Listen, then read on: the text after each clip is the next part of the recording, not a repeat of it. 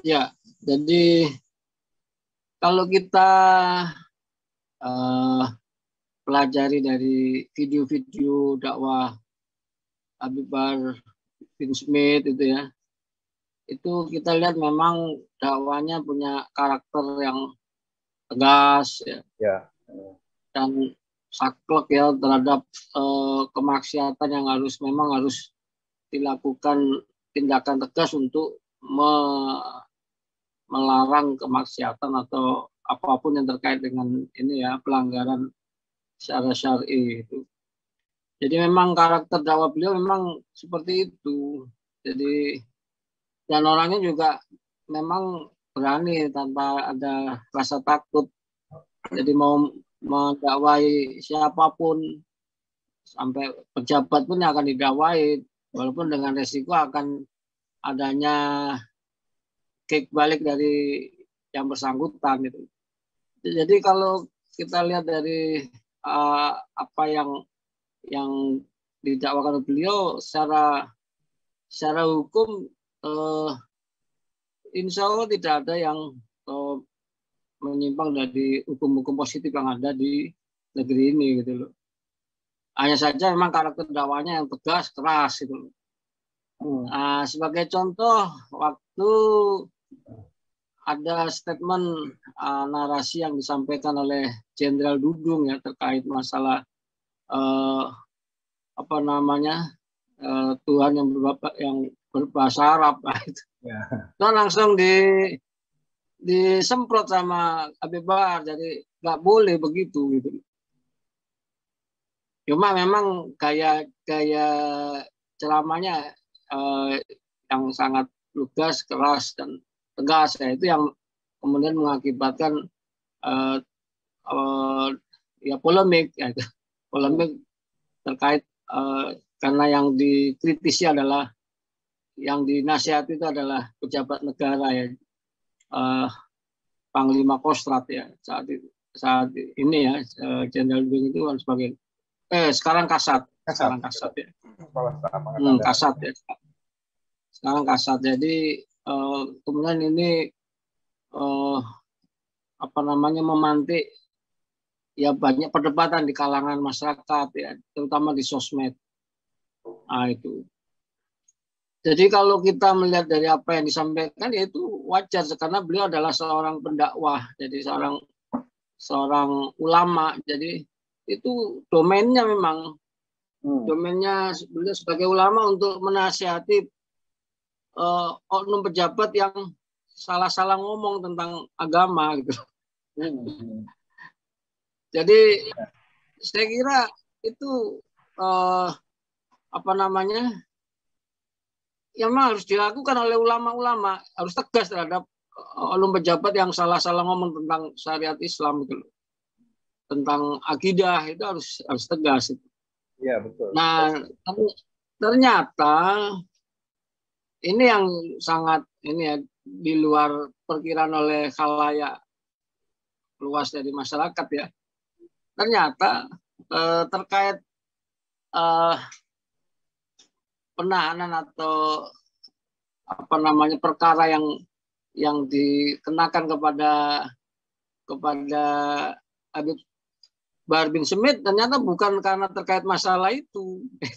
Masalah nasihat beliau kepada oknum perwira tinggi Angkatan Darat tersebut, ternyata terkait masalah lain, yaitu berkaitan dengan dakwah beliau waktu mengupas tentang peristiwa kilometer 50. Ya, terhadap peristiwa pembunuhan terhadap 6 anggota Laskar FPI yang mengawal Habib Rizik. Nah, ini yang menarik ya, menarik perhatian publik, terutama umat Islam ya. Jadi makanya yang semula dikira oleh publik itu Habib Bahar bin Smith ini dikenakan perkara terkait nasihat beliau kepada Jenderal Dudung, ternyata tidak ya, ternyata bergeser kepada dakwah beliau terkait korban 6 orang laskar FPI di kilometer 50 di tol itu. Nah, ini yang kemudian justru memantik polemik yang lebih besar itu loh. Dan ini akan beresiko bagi penyidik juga, bagi penguasa, bagi rezim ini, bahwa ini nanti akan menjadi bola api yang besar ya, karena ketika didakwa terkait dengan berita bohong terkait kejadian pembunuhan 6 orang laskar FPI di kilometer 50 ini, maka sudah bisa diperkirakan ya, para pengacara penasihat hukum dari Habib Bahar bin Smith akan membuktikan bahwa apa yang disampaikan oleh prinsipalnya, oleh Habib Bahar bin Smith adalah benar, bahwa apa yang disampaikan itu tidak bohong gitu loh. Kan jadi... Justru di situ bola api yang semakin membesar. Jadi nanti akan terkuak yang selama ini tidak terkuak. Gitu. Ya. Jadi kan tuntutan umat Islam itu terkait dengan penanganan peristiwa pembunuhan 6 orang laskar FPI itu justru akan terkuak secara gamblang pada saat Habib Bahar bin Smith di depan persidangan di pengadilan akan membuktikan bahwa yang disampaikannya dalam ceramah terkait kilometer 50, peristiwa yang terjadi di kilometer 50 itu, bahwa itu benar-benar terjadi gitu loh. Nah itu ya. Ini menarik juga nih secara politik hukumnya nih, Bang Dul. Jadi kasus penangkapan Habib Bahar jadi bakal mengungkap kasus lain yang selama ini dipertieskan dan tidak memberikan jawaban yang memuaskan terhadap umat gitu ya nantinya ini. Kemungkinan bisa seperti itu. Iya. Makanya justru ini momentum bagi umat Islam, dalam hal ini khususnya tim kuasa hukum dari Habib Bahar bin Smith, bahwa ini momentum untuk membuktikan bahwa peristiwa kilometer 50 itu adalah benar, gitu, akan dikuak secara sebenar-benarnya kejadiannya seperti apa. Karena ini menjadi bagian dari proses pembuktian yang dilakukan oleh Habib Bahar bin Smith, bahwa apa yang didakwakannya terkait itu adalah suatu kebenaran, bukan berita bohong. Ya, ini nantinya menarik, ini bola panas yang akan selanjutnya ini akan menarik. Nah, tapi kalau mengenai penangkapan beliau sendiri, proses penangkapannya, kemudian tuduhan-tuduhan yang diberikan kepada deliknya gitu ya, delik hukum yang diarahkan kepada Habib Bahar itu kan kembali pakai undang-undang ini nih, undang-undang ITE mengenai penyebaran berita bohong gitu ya. Dan ini kembali lagi terjadi gitu ya, dan ancaman hukumannya juga berat gitu, sampai 5 tahun gitu loh, cuma mengucapkan kebohongan. Padahal banyak juga sih yang berkali-kali ngomong di media dan nggak pernah ditepati janjinya, itu kan sebenarnya bohong juga, tapi nggak pernah ditangkap gitu loh.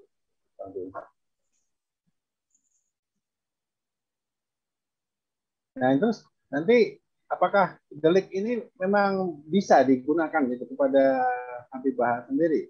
Nah ini walaupun nanti memang butuh pembuktian bahwa dia bohong atau enggak, butuh pembuktian, tapi apa bisa pakai pasal-pasal seperti ini gitu untuk menangkap orang yang berceramah gitu, termasuk Habib Bahar di depan masyarakat dan juga di sosial media gitu? Apa selalu bisa pakai pasal-pasal ini gitu loh? Pakai gitu. Ya. Ya, jadi ini saya lihat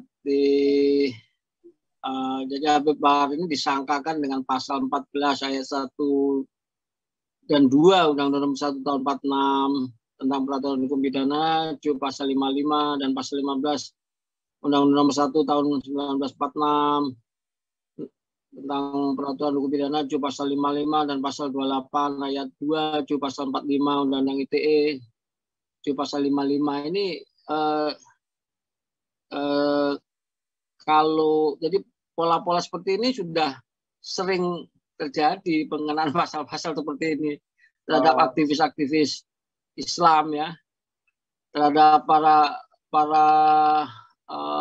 oposan, para oposan terhadap penguasa itu selalu dikenakan pasal-pasal seperti ini. Dan saya kira kalau penyidik menggunakan pasal ini ya, menggunakan pasal 14 ya, ayat 1 ayat 2 dan pasal 15 Undang-Undang tahun 46 ini saya kira justru menjadi blunder buat mereka gitu loh. Karena baik penyidik maupun penuntut umum akan memiliki tingkat kesulitan yang tinggi untuk membuktikan tuduhannya itu atau tuntutannya itu, akan sulit untuk membuktikan itu. Ini berdasarkan pengalaman saya ketika menangani kasus ini ya, apa namanya, yang demo Omnibus Law yang terjadi di Surabaya, yang saat itu para demonstrannya sebenarnya tertib, tapi tahu-tahu ada sekelompok massa yang nggak jelas, yang itu ternyata adalah anak-anak ya, anak-anak pelajar SMA, STM, itu nggak tahu siapa yang ngerayain, tahu-tahu itu yang melakukan perusakan terhadap pintu gerbang kantor rumah dinas gubernur di Surabaya itu. Kemudian terjadi aksi pembakaran terhadap mobil polisi itu. Nah ini kalau pengalaman kami waktu menangani perkara ini, itu yang saya tangani saat itu adalah saudara Haryono ya, yang ditangkap, ditahan terkait peristiwa itu, dikenakan pasal seperti ini. Oh gitu. Iya, jadi kalau berdasarkan pengalaman kami, ternyata ya seperti yang saya sampaikan, penyidik atau penuntut umum itu nanti akan kesulitan dalam pembuktian di persidangan itu. Jadi karena untuk membuktikan unsur-unsurnya itu harus jelas, detail, dan apa namanya, nggak bisa hanya sekedar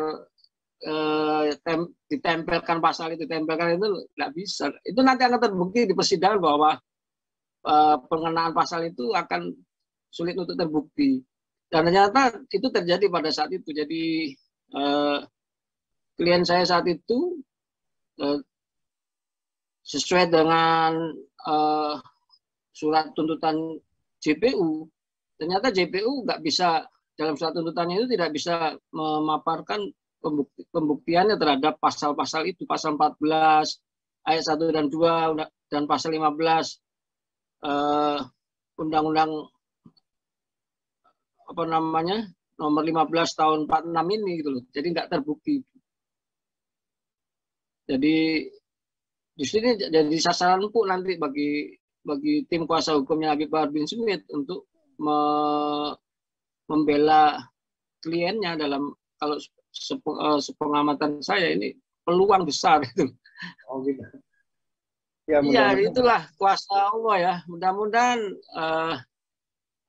rekan-rekan sejawat yang membela Habib Bahar bin Smith bisa mengekspos pembelaannya sebesar-besarnya ini, karena demi mengungkap kebenaran, dan apalagi terkait peristiwa yang terjadi di kilometer 50 ini.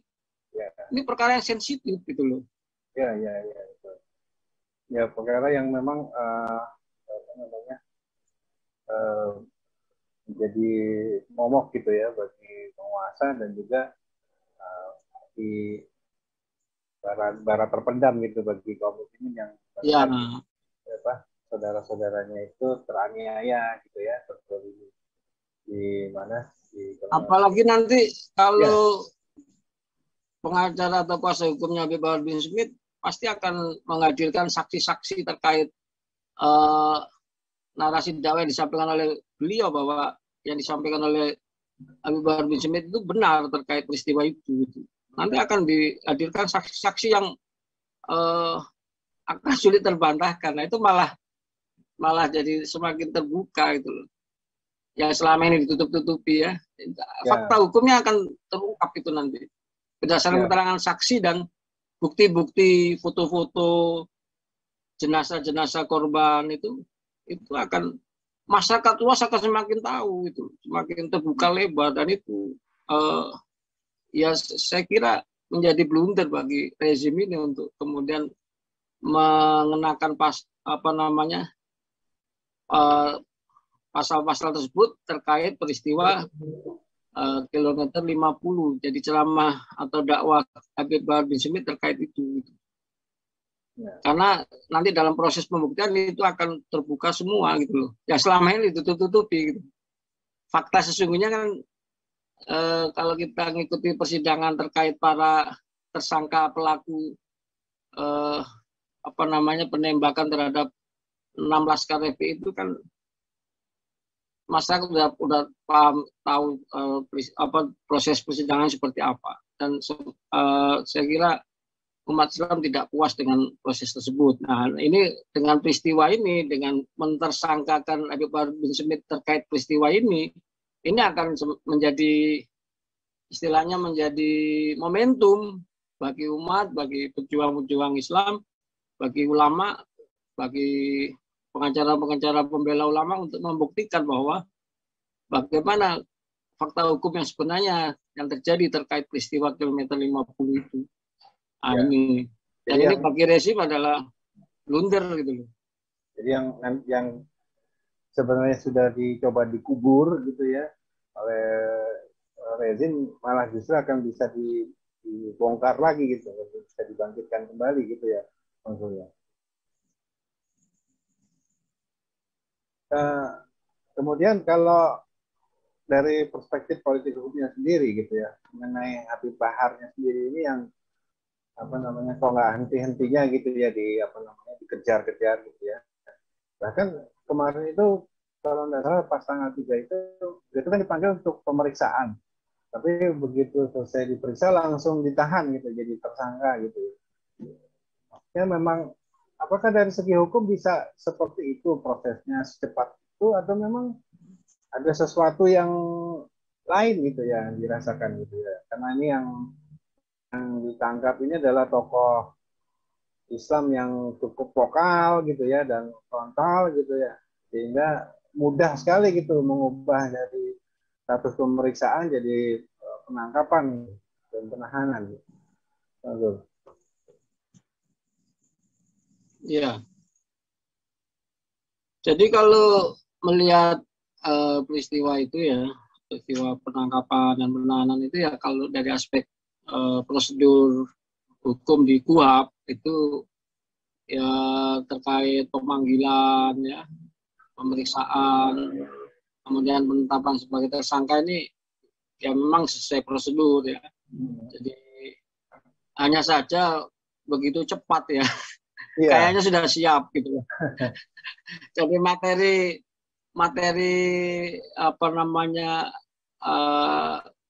hukum terkait bahan untuk mentersangkakan seseorang, dalam hal ini Habib Bahar bin Smith ini begitu siap gitu, sehingga nggak butuh waktu lama, langsung ditersangkakan, langsung ditahan ya.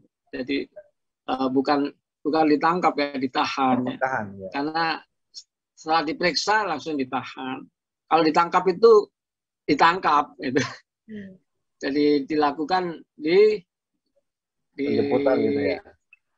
Ya, dilakukan penjemputan, penangkapan. Itu bedanya di situ. Nah, ini langsung setelah diperiksa ditahan. Berarti memang penyidik ini sudah siap dengan materi penersangkaan terhadap Habib Bahar bin Smith. Dan memang ternyata ini terkait ceramah beliau yang membahas tentang peristiwa kilometer 50 itu. Ternyata bukan terkait nasihat beliau kepada Jenderal Dudung, bukan itu ternyata. Padahal semula masyarakat publik menilai Habib Bahar bin Smith akan ditersangkakan dengan laporan itu terkait itu ya. Ternyata bukan itu. Dan kasus seperti ini banyak terjadi kepada individu-individu dari pihak-pihak yang beroposisi dengan penguasa gitu ya, Bang Sul ya. Nggak cuma bahan gitu. Ya, jadi pasal-pasal yang dikenakan kepada Bahar Smith itu ya ini sudah polanya seperti ini untuk dikenakan kepada para oposan ya, termasuk kepada para ulama, kepada para aktivis, ya termasuk oposan itu ya, kepada ustadz-ustadz, ya, pada pemuda-pemuda yang mengkritisi kezaliman penguasa dengan lewat narasi-narasi dakwah di sosmed. Nah, itu. Ini pasal-pasal ini. Jadi polanya ya seperti ini. Jadi sesuatu yang berulang terus gitu ya, Bang? Dan iya selalu berulang begitu. Selalu ya ini pasalnya ini semua sudah. Dikaitkan dengan Undang-Undang ITE ya, pasal 28 ayat 2, juga pasal 45A ya, itu dan lain sebagainya itu sering menjerat para aktivis umat Islam dan para aktivis oposisi terkait dengan apa yang dinarasikan mereka di sosmed ya. Nah, kalau yang terkait pasal ini tadi yang Undang-Undang Nomor 15 Tahun 46 itu terkait peristiwa-peristiwa yang terjadi di lapangan. Nah, itu. Tapi pasal-pasal ini akan sulit untuk dibuktikan oleh penyidik maupun JPU gitu loh. Nanti di persidangan itu akan punya tingkat kesulitan yang tinggi. Begitu, Ustaz. Ya. Jadi kalau ini maksudnya pasal yang dipakai sama polanya.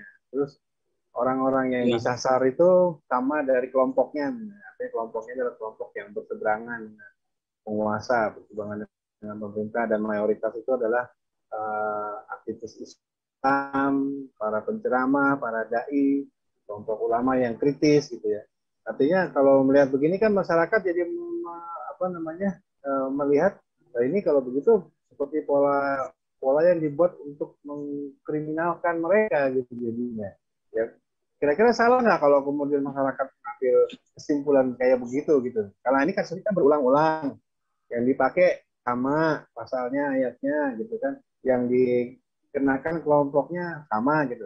Kemudian kan masyarakat akhirnya ambil kesimpulan, nah ini sih memang disasar, artinya memang dikriminalisasikan orang-orang dari kelompok-kelompok ini dengan menggunakan yang tadi alat-alatnya atau hukumnya tadi. Kira-kira salah nggak kalau kemudian masyarakat ngambil ya kurang lebih dugaan seperti itu gitu? Iya, jadi pengenaan pasal-pasal di dalam Undang-Undang ITE memang intensif di masa pemerintahan sekarang. Jadi di masa pemerintahan sebelumnya, zamannya SBY, ini jarang dipakai pasal-pasal dalam Undang-Undang ITE itu. Jadi sejak pemerintahan yang sekarang ini ya, itu mulai sering digunakan untuk menjerat para aktivis umat Islam, ulama, dan juga para aktivis oposisi ya, oposan itu ya dengan pasal-pasal ini gitu. Karena ruang publik yang tersedia itu terbatas. Mereka mau memberikan kritikan atau mengkritisi penguasa lewat DPR dan sebagainya itu kan nggak pernah jarang diperhatikan, sering diabaikan kan. Nah, makanya akhirnya jalurnya ya lewat medsos itu, dan ternyata emang efektif gitu loh. Mengkritisi penguasa lewat medsos, berdakwah lewat medsos, naik mungkar lewat medsos itu efektif dan efisien gitu loh. Karena cukup klik di kamar itu orang sudah bisa ekspos ke mana-mana gitu. Dan bisa diterima secara jelas oleh masyarakat pesan-pesan politiknya. Nah itu sehingga akhirnya penguasa atau rezim ini ya kemudian menggunakan Undang-Undang ITE itu untuk menjerat para aktivis dan aktivis umat Islam dan oposisi dengan pasal-pasal di dalam Undang-Undang ITE ya, seperti itu.